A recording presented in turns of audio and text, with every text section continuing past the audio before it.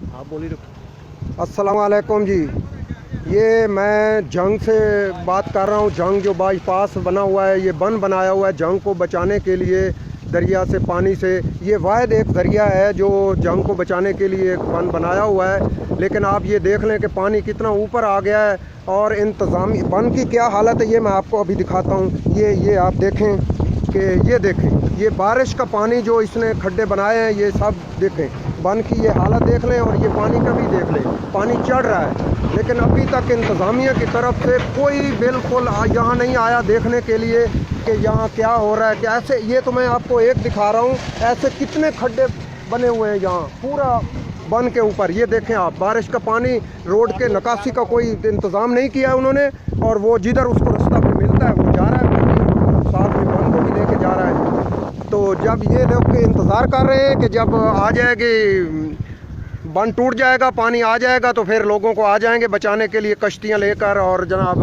کھانا لے کر کے، جی ہم آپ عوام کی مدد کر رہے ہیں۔ تو مہربانی کریں، اگر کوئی انتظامیہ کا آدمی سن رہا ہے یا اوپر سے کوئی ہے تو ہماری اپیل ہے وزیر اعلیٰ پنجاب سے بھی اور وزیر اعظم سے بھی کہ یہ ہمارے حال پر کچھ رحم کریں۔ تو یہ دیکھیں کہ یہاں کیا حال ہو رہا ہے۔ یہ اپنی مدد آپ کے تحت لوگ کر رہے ہیں جو کسی کے پاس سے ہو رہا ہے۔ تو بہت شکریہ۔